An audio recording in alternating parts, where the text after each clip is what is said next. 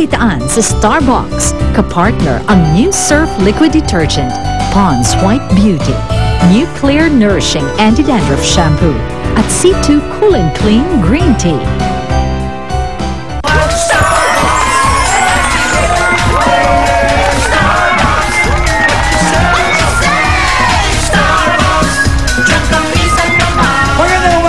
Bayan here, there, and everywhere.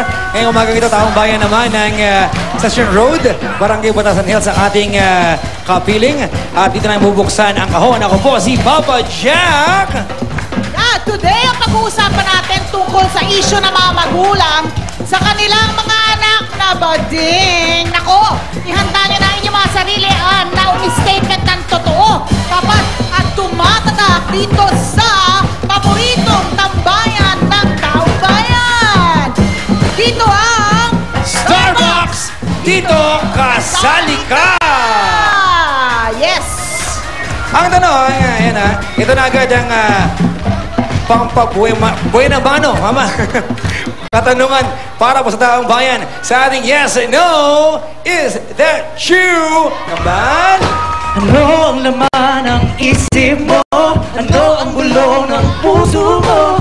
Yes! No! Yes! No! Is that true?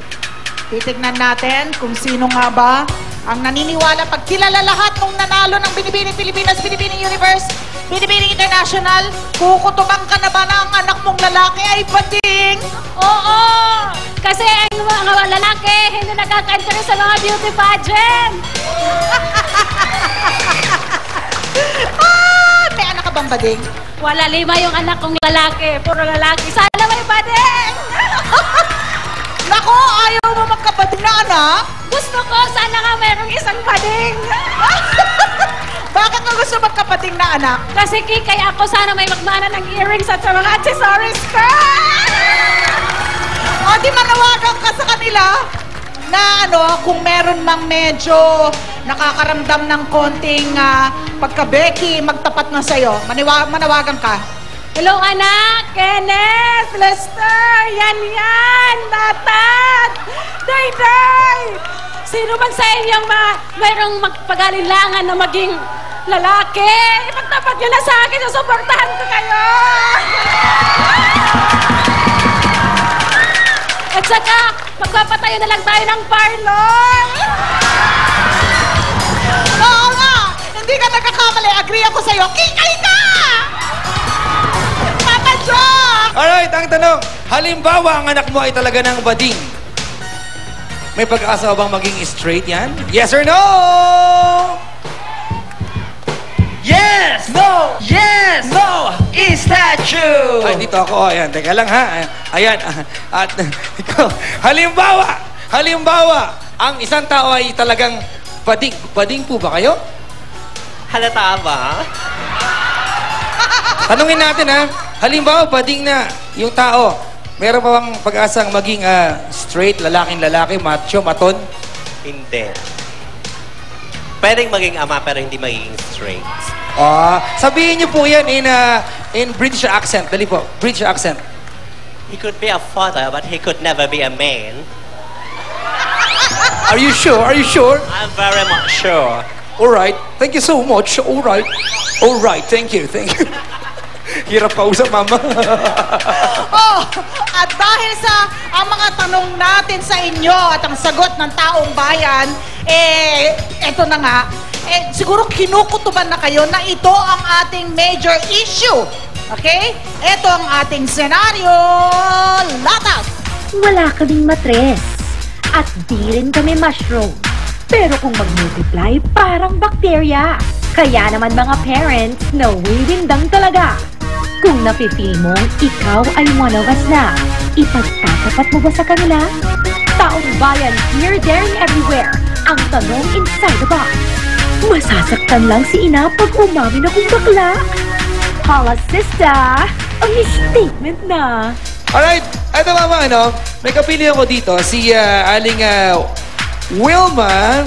Sabi niya, hindi, tanggap ko dahil ito ang pinagkaloob sa kanya ng ating poong may kapal na kanyang kasarian. Yung anak niyo po ilang taon na? 12. Sa murang edad ng inyong anak, nalaman mo, o parang ikaw masaya ka nga di ba? Na baka balang araw, si Kuy Kuy ay maging Kikay. Ano? Nabawasan ba yung pagmamahal mo sa kanya? Hindi. Sabihin mo sa kanya ngayon. Koy, kung ano ka man, tanggap ko. Ako, meron din ako kasama dito. Kwentong buhay, true to life. Nasa kanan ko si Efren, 23 years old.